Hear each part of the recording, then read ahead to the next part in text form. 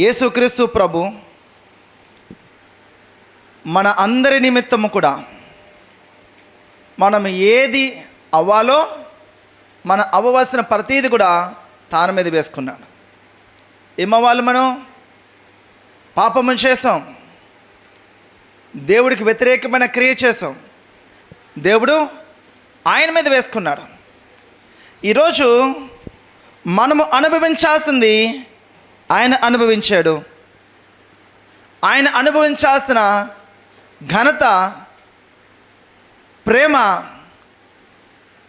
ఉన్నతమైన స్థితి దేవుడు మనకిచ్చాడు. ఇక్కడ ఒక విషయాన్ని మనకి తెలియచేస్తున్నాడు. దేవుడు తనని నడిపిస్తున్న కార్యము మనము ధనవంతులుగా అవుటకు ఆయన దరిద్రుడాయను. ఇక్కడ దేవుడి వాక్యము ఏ విషయంలో, ఏ సందర్భంలో ఇక్కడ మాట్లాడుతున్నారు? అపోస్తలుడైన పౌలు కొరింథీ రాసిన 2వ పత్రిక ఇది. ఈ కొరింథీ సంఘానికి రాసిన 2వ పత్రికలో మాసిదోనియా సంఘం గురించి రాస్తున్నాడు. మాసిదోనియా సంఘము ఎలాగుందో, ఏం చేసిందో, దాని గురించి విషయాలు ఇక్కడ ఎలాగ రాస్తున్నారో, యేసుక్రీస్తు ప్రభు ఆయన దరిద్రత ఎలాగొచ్చిందో, దానిని బట్టి మనం ఎలా ధనవంతులుగా మార్చబడాలో, ఈరోజు ప్రపంచంలో అత్యధికమైన స్థాయిలో పాపులేషన్ విషయంలో 2వ స్థానం, ఇంచుమించు ఫస్ట్ ప్లేస్ కూడా వెళ్ళిపోతుంది మంది. అటువంటి దేశముగా పిలువబడే మనము ఇంత పేదరికంలో, నిరుపేదరికంలో ఉండాల్సిన పని, కష్టంలో ఉండాల్సిన పని, రేపేంటా ఏంటా అని ఆలోచించాల్సిన పరిస్థితి మనుషులకి ఎందుకు వచ్చింది? దేవాది దేవుడు మాసిదోనియా సంఘానికి ఒక కృపను అనుగ్రహించాడు. అది ఏంటని తర్వాత చూద్దాం. వారికి ఒక కృప అనుగ్రహించాడు. అంటే కృప అనేది మనకు తెలుసు కదా. కృప అంటే ఏంటి? అర్హత లేని వాడికి అర్హత కల్పించేదే కృప. మనం పరిశుద్ధతకి అర్హత లేదు, కానీ పరిశుద్ధగా దేవుడు పిలుస్తున్నాడు. ఇదే పత్రిక ప్రారంభంలో పరిశుద్ధులైన సంఘానికి రాస్తున్నాను అంటాడు, పరిశుద్ధ జనాంగాన్ని రాస్తున్నాను అంటాడు. సరే, ఇక్కడ ప్రభు ఇక్కడ మాట్లాడుతున్న ఈ విషయాలు, ఈ సంఘము మాసిదోనియా సంఘానికి ఒక కృపను అనుగ్రహించాడు. ఈరోజు దేవుడు సంఘముగా కట్టబడుతున్న మనకి, ఈ సంఘానికి, ఇప్పుడు మనమున్న ఈ స్థితికి మనకేం అనుగ్రహిస్తున్నాడు?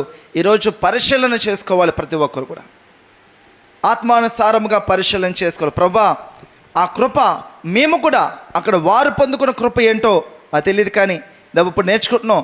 అలాగే మేము పొందుకోవాల్సిన కృప ఏంటో మాకు దయచే ప్రభా, దానికి మమ్మల్ని సిద్ధపరచు ప్రభా అని మనము ప్రార్థన చేసుకుని, ప్రార్థన పూర్వకంగా ఈ వాక్యాన్ని మనం వినాలి. సరే, వీరికి అనుగ్రహించబడిన కృప ఏంటంట? బహుశ్రమ వలన పరీక్షించబడ్డారంట. శ్రమ వల్ల కాదు, బహుశ్రమ వలన. వీరికి అనుగ్రహించబడిన కృపలలో ఒక కృప ఏంటి? బహుశ్రమ. ఎంతమంది రెడీగా ఉన్నారు? ఉన్న శ్రమలకే తట్టుకెళ్ళిపోతే ఇంకా బహుశ్రమలతో ఇంకేమైపోతాం ప్రభా అంటారా? దేవుడు తన కృపను ఇవ్వకపోతే ఏ శ్రమలో కూడా మనం నిలబడలేం. ఈరోజు నేను ఇన్ని శ్రమల్లో నిలబడ్డానంటే ఉత్తినే. ఒకవేళ వాడు ఉన్నాడంటే దేవుడు కృప వల్ల ఉన్నాడు. ఎవరి సామర్థ్యం, ఎవరి బలము ఏది కాదు. హల్లెలూయా. సమస్త మహిమ ఘనత ప్రభువుకే చెల్లును గాక. మనం వెనక్కి వెళ్ళి ఆయన నామాన్ని ముందు పెట్టుకోవాలి, ఆయన నామాన్ని ముందు నిలబెట్టగాలి. అలా నిలబెడితే మనం నిలబడతాం, ఆయన నామాన్ని ముందు నిలబెడితే మనం నిలబడతాం. ఈరోజు ప్రభు మాట్లాడుతున్నాడు, వారు బహుశ్రమ వలన పరీక్షింపబడగా మొదటిది జరిగితే, దీని కొరకు మనం సిద్ధపడితే, ఏదైనా సరే ప్రభా ఈ కృప నాకు దయచేయి, నీ సామర్థ్యం, నీ శక్తి నాకు దయచేయి. ఏ శ్రమ వచ్చినా, బహుశ్రమ వచ్చినా, బహుశ్రమలు వచ్చినా నిలబడే కృప నాకు దయచేయి అని మనం సిద్ధపడితే, దాని తర్వాతే రాయబడుతున్న మాట ఏంటంటే, అత్యధికముగా సంతోషించరి. దేనివల్ల? బహుశ్రమ వల్ల సంతోషించలేదు వారు.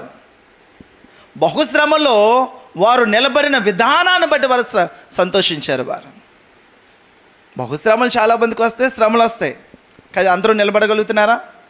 అందరూ దానికి ధీటుగా నిలబడి ప్రభు కొరకు సాక్షిగా ఉండగలుగుతున్నారా? ఉండట్లే. వారికి ఏది అవకాశం ఉంటే అవకాశం ఉందోనికి వెళ్ళిపోతున్నారు. అది వాక్యానుసారమా, వాక్య విరుద్ధమైందా అన్న ఆలోచన లేకుండా మనకి ఇది అవకాశం ఉంది దూరేయడమే, అది అవకాశం ఉంది వెళ్ళిపోవడమే, వీళ్ళతో అవకాశం ఉంది మాట్లాడేయడమే. సో కాబట్టి ఎక్కడ దేవుని చిత్తానుసారముగా వాక్యానుసారంగా మనం ఉండాలో అక్కడ నిలబడడానికి మనం సిద్ధపడాలి. బహుశ్రమ వలన వీరు అత్యధికంగా పరీక్షించబడ్డారు. అలా పరీక్షించబడి కూడా వీరు నిలబడ్డారు కాబట్టి వీరు సంతోషించారు. అత్యధికమైన సంతోషం అంటే అత్యధికముగా సంతోషించిరి. ఈరోజు మనం ఎంతగా ప్రభు నిమిత్తము శ్రమ పడతామో, వేదన పడతామో, పరలోకంలో మన ధనము అంతగా అభివృద్ధి అవుతుంది. దేని నిమిత్తం? ప్రభు నిమిత్తమే. మన సొంత క్రియలు కాదు, సొంతంగా తెచ్చిపెట్టుకునే శ్రమలు, మన సొబుద్ధితో వచ్చే శ్రమలు, మన సొంత ఆలోచనలతో తెచ్చిపెట్టుకునే శ్రమలు, వాటి వల్ల పరలోకంలో ధనం కాదు కదా, శ్రమ. ఈ లోకంలోనే మన శ్రమ. ఎందుకంటే మనం ఏది విత్తుదామో అదే మనము కోస్తాము. కాబట్టి మన సొంతంగా మనం విత్తాం అనుకోండి, మన సొంతంగా మనం పంట కోస్తాం. కాబట్టి ప్రభువును బట్టి ప్రభుతో మనం విత్తడానికి మనం ప్రయత్నం చేయాలి. సరే, ఇక్కడ అత్యధికముగా సంతోషించిరి మరియు వారు నిరుపేదలైనను వారి దాతృత్వము బహుగా విస్తరించెను. హల్లెలూయా, హల్లెలూయా. వారు నిరుపేదలు అంటండి, నిరుపేదలు. ఇప్పుడు వారు ఎక్కడ పరీక్షించబడ్డారు? ధనము విషయంలో పరీక్షించబడ్డారు. నిరుపేదలు వారు నిరుపేదలైనప్పటికీ కూడా దాతృత్వం విషయంలో ఏమంట? బహుగా విస్తరించెను. దాతృత్వం అంటే ఇవ్వడం, ప్రభు కొరకు, దేవుడి కొరకు, దేవుడి పరిచర్య కొరకు, దేవుడి రాజ్యము కొరకు. వారు నిరుపేదలైనప్పటికీ దేవుడి కొరకు వారు దాతృత్వము బహుగా చేశారంటండి, బహుగా చేశారంట. చూడండి, పరిశుద్ధాత్మ దేవుడు ఈరోజు ఈ అంశాలు మనకి రాస్తున్నాడు, ఈ వాక్యం మనకి రాస్తున్నాడు. ఈ వాక్యం నుంచి మనం ఏది నేర్చుకుంటున్నాం? మనం ఈరోజు ఏ పరిస్థితి, ఏ వాక్యము మన జీవితంలో అప్లై చేసుకోవాలి? ఈరోజు ఎంత మనం శ్రమ పడినా, ఎంత ప్రయాసపడినా ఎందుకు మన స్థితిగతులు మారట్లేదు అని అంటే మనం అనుకుంటాం, ప్రభా 10,000 కాదు ప్రభా, ఇంకో 20,000 ఇస్తే ఇస్తాను ప్రభా, ఇంకో 30,000 ఇస్తే ఇస్తాను ప్రభా. ఇస్తే ఇవ్వడం కాదండి, మీరు ఇస్తే ప్రభు ఇస్తాడు. ఇది మనం విత్తిన విత్తనాన్ని బట్టి ఫలం వస్తుంది. ఈరోజు లేమిలో మనం విత్తినప్పుడు అదేమవుతుంది? సమృద్ధిగా మనం పంటకు వస్తాం. లేమిలో నేను పరిచర్యకు వచ్చిన ప్రారంభంలో ప్రభు కొరకు విస్తారముగా ఎర్లీ డేస్లో నేను ఆలోచించేవాడిని, ప్రార్థన చేసేవాడిని. ఒక సేవకురాల ద్వారా దేవుడు నాతో మాట్లాడాడు, అని వాక్యం నుంచి మాట్లాడారు. అప్పుడు ప్రభు నాతో మాట్లాడిన ఆ రోజు నుంచి దాదాపు 4-5 సంవత్సరాల పైన అయింది. ఆ రోజు నుంచి నేను ముందుగా సిద్ధపడుతుంటాను. ఈ నెల ఈ కార్యం ఏదైతే జరగాలని ఉందో దానికోసం నేను ముందుగానే ప్రభుకిస్తాను. అంటే ఆ కార్యం నువ్వు చేసేసావు ప్రభా, ఇంకా అవలే, ఇంకా ప్రారంభం అవలే, ముందుగానే ఈ మందిరం నిమిత్తము 2 నెలల ముందుగానే ప్రభా ఈ మందిరం నువ్వు కట్టేసావు ప్రభా, ఏం చేతులు ఏం లేదు, ముందుగానే ఇచ్చావు ప్రభా అని విశ్వాసంతో నేను సిద్ధపడడం మొదలెట్టాను. ఎప్పుడైతే అలా జరిగిందో దీనివల్ల నా అవసరం తీరదు, కాబట్టి నేనేం చేస్తాను? ప్రభు చేతులు పెడతాను. ఎప్పుడైతే ప్రభు చేతులు పెట్టబడిందో అది విస్తరించి ఫలించి అభివృద్ధి చెందుతుంది. నా దగ్గర ఉండి ఫలించుతాం, అది ప్రభు చేతులు పెడితే అది ఫలిస్తుంది. కాబట్టి నా అవసరం అంతా ప్రభు తీర్చేస్తాడు, నా అవసరం అంతా ప్రభు తీరుస్తాడు. దేన్ని బట్టి? మనం లేమిలో ప్రభు కొరకు మనము సిద్ధపడాలి. ఇక్కడ మాసిదోనియా సంఘము వారు లేమిలో నిరుపేదలు అంటే పేదలు కాదు, నిరుపేదరికంలో వారు బహుగా ఏమన్నారు? దాతృత్వం బహుగా విస్తరించిందంట. విస్తరించింది అంటే చూడండి, వారు ఎంతగా ప్రభు కొరకు నిలబడ్డారో వారి యొక్క సాక్ష్యము అనేక చోట్ల విస్తరించబడుతుంది. అపోస్తలుడైన పౌలు ఆయన దాదాపు ఒక 14-15 సంఘాల పైన కట్టాడు. ఇవన్నిటికీ కారణము దేవుడు సహాయం చేస్తాడు. మహా అయితే 1-2 సంఘాలు మాత్రమే సహాయం చేసి, ఇంకా మిగతా సంఘాలు ఏవి కూడా ఎక్కడి నుంచి కూడా రాలే, ఎవరు కూడా ఇవ్వలే, ఎవరు కూడా అటువంటి దాతృత్వ హృదయం లేదు వాళ్ళకి. వారెక్కడా కూడా పౌలు చెప్తాడు, ఎవరి దగ్గర నేను ఆపేక్షించలేదు అని అంటారు. నేను పరిచర్య చేయడానికి వచ్చాను, పరిచర్య చేశాను. ఎవరైతే అలాగ విత్తారో వారు విస్తారముగా ఆస్వాదించబడ్డారు. సరే, నిరుపేదరికంలో వారు ఏంటంట, దాతృత్వం బహుగా విస్తరించిందంట. అందులో దేవుడు కృపను వారు పొందుకున్నారు. దేవుడు కృప అనుగ్రహించాడు. ఎందులో? వారు నిరుపేదరికంలో ఉన్నా, ఏ స్థితిలో ఉన్నా ఆ స్థితిలో దేవుడు ఇవ్వడానికి.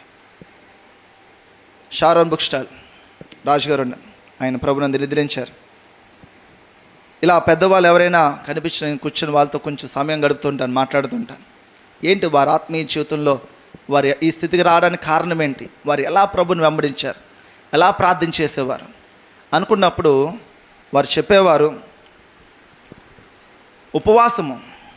ఉపవాసంలో మనం లిక్విడ్స్ తాగొచ్చు, తప్పేం కాదు.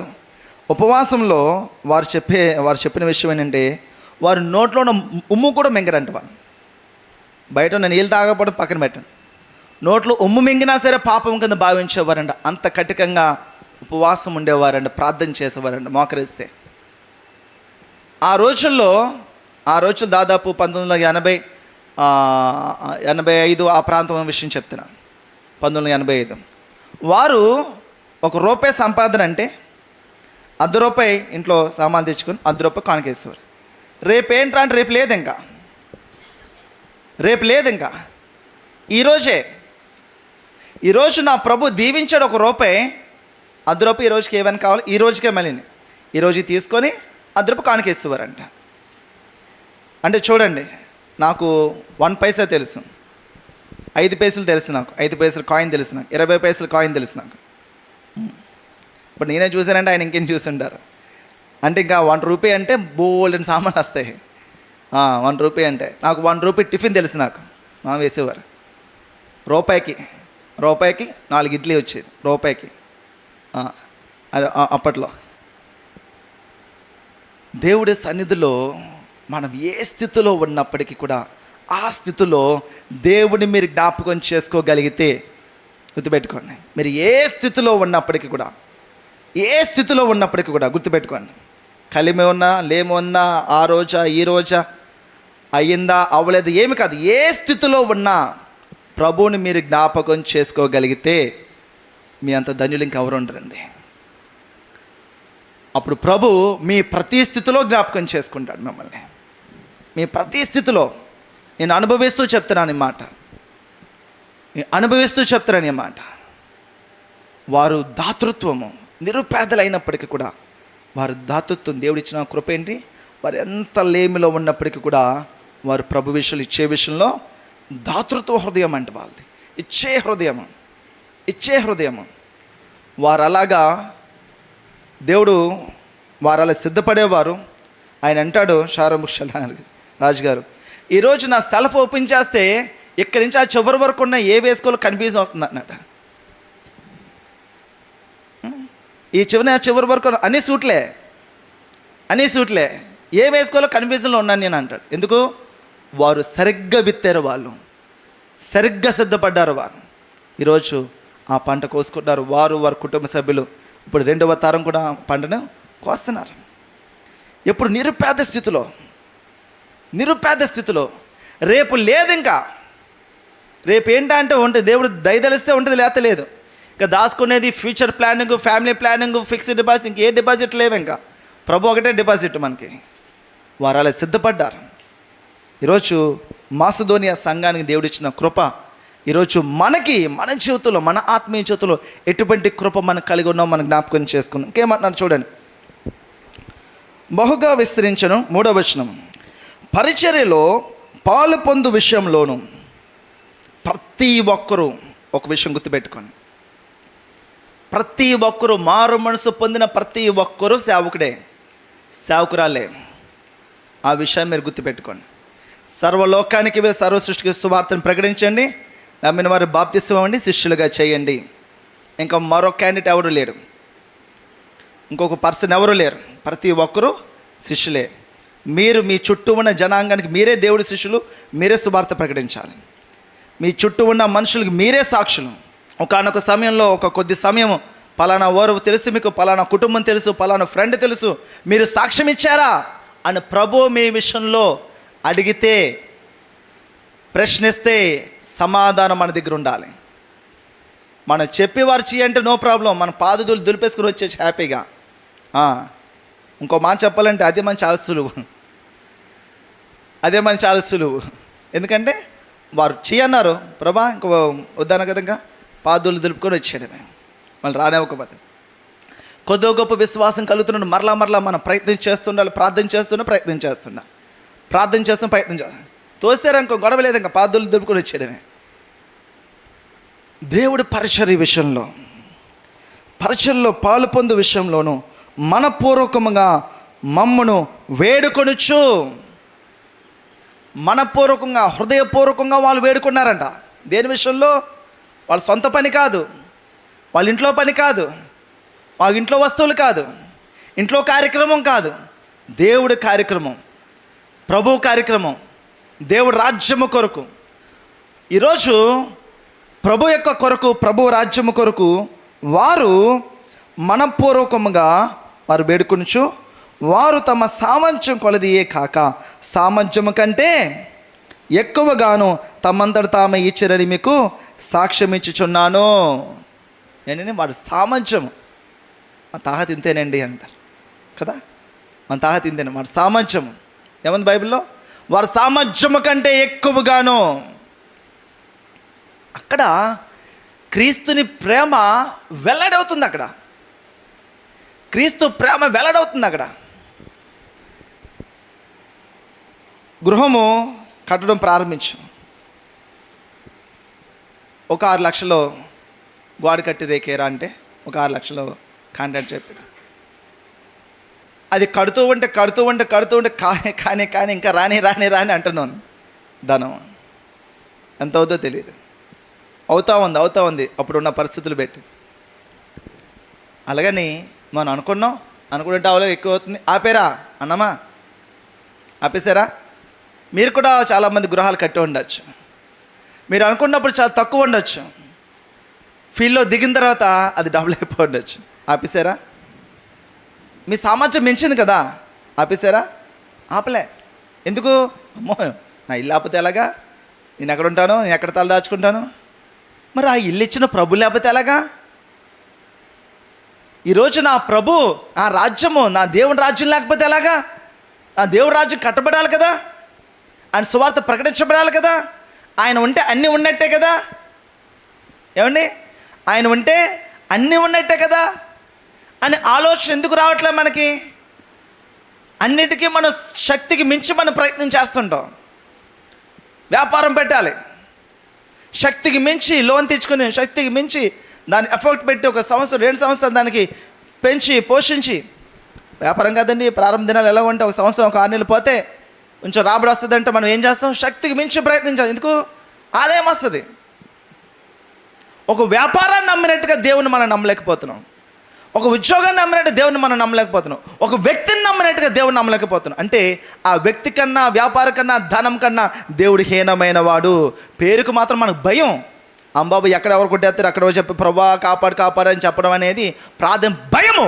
మీరున్న స్థితిలో మిమ్మల్ని కాపాడేయాలి, స్వస్థపరిచేయాలి, నిలబెట్టేయాలని భయంతో ప్రార్థన చేస్తారు. కానీ ప్రేమతో భక్తి చేసే వాళ్ళు చాలా తక్కువ మంది ఈ లోకంలో.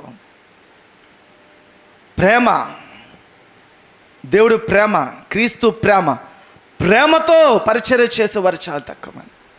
ఆ ఆశతో ఆత్మలు చచ్చిపోతున్నారు, అనేక మంది నశించిపోతున్నారు. వారు నశించిపోకూడదని మనం ప్రయత్నం చేయడం అనేది చాలా తక్కువ మంది. ఈరోజు దేవుడు రాజ్యం విషయంలో ప్రభు కృప వారికి అనుగ్రహించబడిందంట. వారి నిరుపేద స్థితిలో ఉన్నప్పటికీ కూడా దేవుడు వారికి ఇచ్చిన కృప ఏంటి? శక్తికి మించి, వాళ్ళ సామర్థ్యానికి మించి ఇచ్చే గుణము దేవుడు వారికి ఇచ్చారు. ఈరోజు ఆ కృప ఉందా మనకి? పరీక్షించుకోవాలి. దేవుడు ఆ కృప ఇవ్వాలి.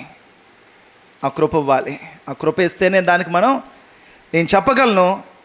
ఒకవేళ అలా చేసిన వారు మాత్రమే చెప్పగలను. నేను చాలాసార్లు నేను విశ్వాసగా ఉన్నప్పుడు లేకపోతే పరిచర్యకు వచ్చినప్పుడు కూడా వేరే వేరే ఊర్లకి మీటింగ్స్ కానీ కాన్ఫరెన్స్ కానీ వెళ్ళినప్పుడు అక్కడ నేను దీవించబడ్డ విధానం చూసినప్పుడు దేవుడు నన్ను ప్రేరేపించినప్పుడు నా పర్స్ ఎంటీ చేసుకుని వచ్చేసేవాడిని. ఆ ఊర్ల నుంచి వెనక్కి రావడం ఎలా వస్తుందో తెలియదు, అక్కడి నుంచి ఇంటికి వెళ్ళడానికి కూడా దారి తెలియదు, డబ్బులు లేవు. మరి ఎలా జరుగుతుంది ఏమో నాకు తెలియదు, బట్ నా ప్రభు మాత్రం తెలుసు. ఇంటికి దారి తెలియదు, నాకు ఏం ఎక్కాలో ఏం మాట్లాడో తెలియదు, కానీ నా ప్రభు నాకు తెలుసు. నా ప్రభు ఈ సమస్త భూమండలాన్ని కలిగజేసిన వాడు. హల్లెలూయా.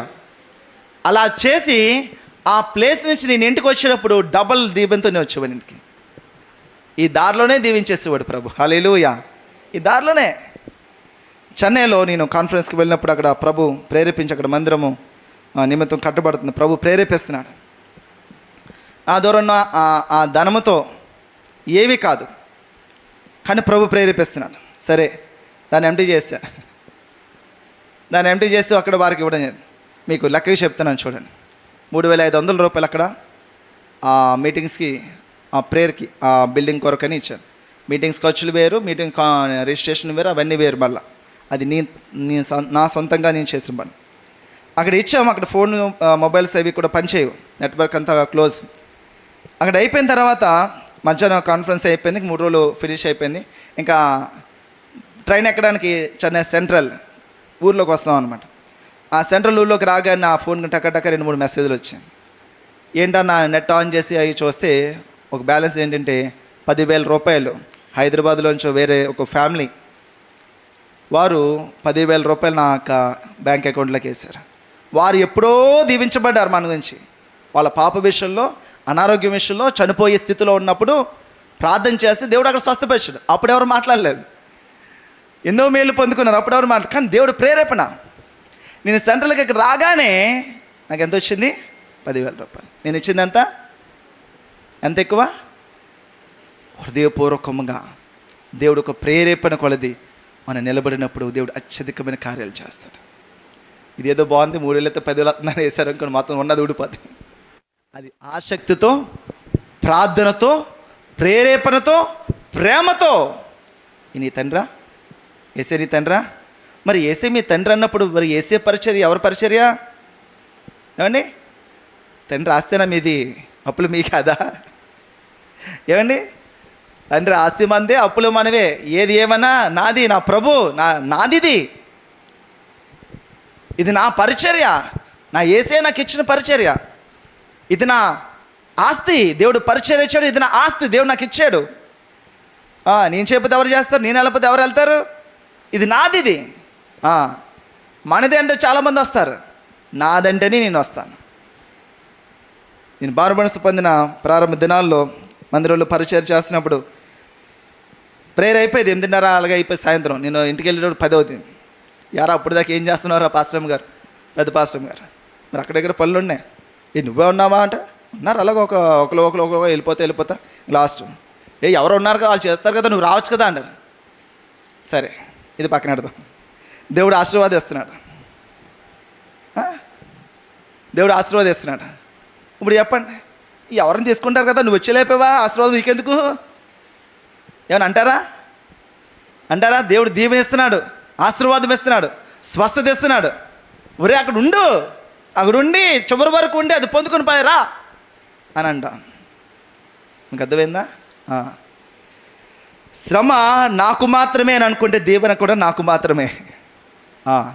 అది నాది అని అనుకుంటే ఇది కూడా నాదే. గుర్తుపెట్టుకోండి, శ్రమ లేనిదే సింహాసనము లేదు.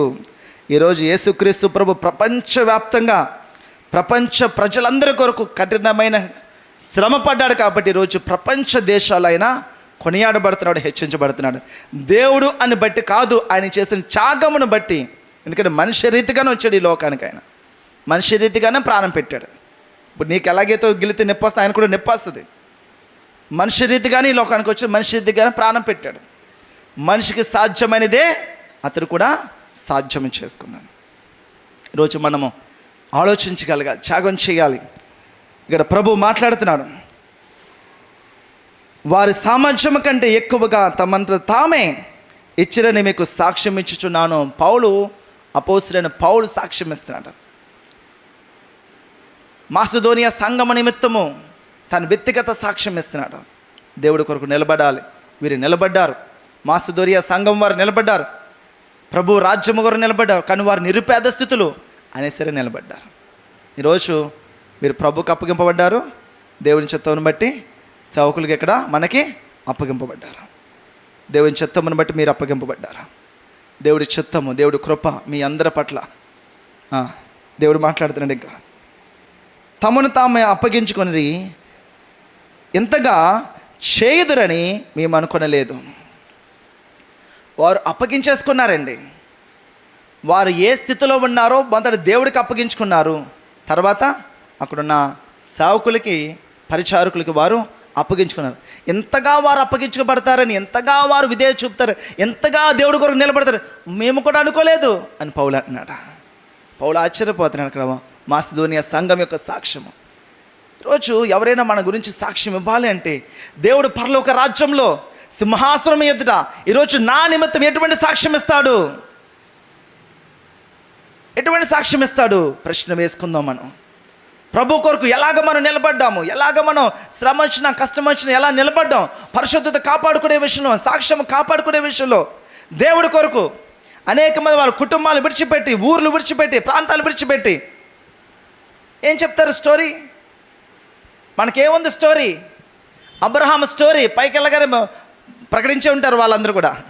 ఏంటి ఆ స్టోరీ? అబ్రహాము ఎక్కడికి వెళ్ళాలో తాను ఎరుగకనే బయలు వెళ్ళాడు. ఒక్క మాటతో అయిపోయింది. ఒక్క మాటతో అయిపోయింది.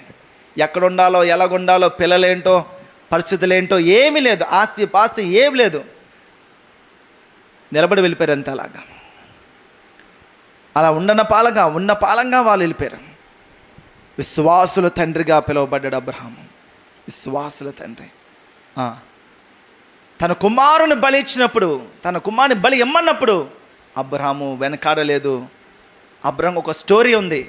తండ్రి దగ్గర యేసుక్రీస్తు ప్రభు చెప్పే ఒక స్టోరీ అబ్రహాం సంపాదించుకున్నాడు. ఈరోజు మీ గురించి యేసు ప్రభు ఏ స్టోరీ చెప్పాలి?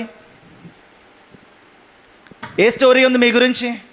ప్రభా ఇంట్లో, ప్రభా ఉద్యోగం, ప్రభా స్వస్థత, ఏ స్టోరీ ఉంది మనకి? ప్రభు మనకి ఇచ్చేవేనా, మనం చేసేవేనా? మరి ప్రభుకి చేసే ఏమీ లేదా? ప్రభుకి చేసే ఏమీ లేవా?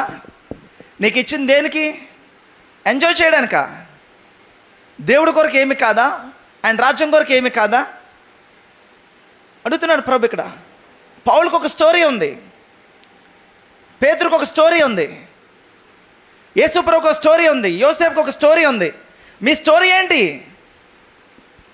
దేవుడు అలా దీవించాడు వారిని మన సంతానాన్ని వారు ఎంతగా వారు తగ్గించుకున్నారు, ఎంతగా వారు సిద్ధపడ్డారో, లేమిలో వారు సమర్పించుకున్నారు దేవుడి కొరకు. ఈరోజు మనం ఎలాగ ఉన్నామో అటువంటి కృప దేవుడు మనకి ఇచ్చాడా? ఈరోజు మాసిదోనియా సంఘము పొందుకున్న కృప, ఆ కృపలో నేనున్నానా? ఈరోజు కళ్ళు మూసుకుందామా? పరిశుద్ధ ప్రేమ గల మా తండ్రి, ఈరోజు ఒక తీర్మానం మనం చేసుకుందాం. ప్రభా, వారు ఎలాగైతే ఇచ్చిన విషయంలో, వారి లేమిలో శక్తికి మించి దేవుడి కొరకు వాళ్ళు సిద్ధపడ్డారు నాన్న. తండ్రి, ఇదిగో నీ వాక్యం నిరర్ధకము కాదయ్యా ప్రభా. మేము ఏది చేస్తామో అదే మా మీదకి మరలా తిరిగి వస్తుంది నాన్న. మేము ఎంత లేమిలో ఉండి ఎంతగా నీ కొరకు సిద్ధపడతామో, దేవుడు రాజ్యం కొరకు సిద్ధపడతామో ప్రభు కూడా అంతగా దీవిస్తాడండి, అంతగా అభివృద్ధిగా చేస్తాడు. ప్రభా, ఈరోజు ఈ వాక్యమైన ప్రతి ఒక్క బిడ్డ కూడా దేవా వారి ఆత్మీయ జీవితంలో దేవుడి కొరకు, దేవుడి రాజ్యము కొరకు దేవా వారు సిద్ధపడుటకు తండ్రి ప్రభా మీరే కృప చూపండి నాన్న. మాసిదోనియా సంఘము వారు ఎలాగైతే దేవా దేవుని యొక్క కృపను వాళ్ళు పొందుకున్నారో, అలాగే మేము కూడా అంటే కృప మేము పొందుకునే విధంగా బిడ్డలందరూ కూడా మీరే కార్యించండి, బలపరిచి నడిపించమని మహిమాకంత ప్రభావాల్ని కారపిస్తాం.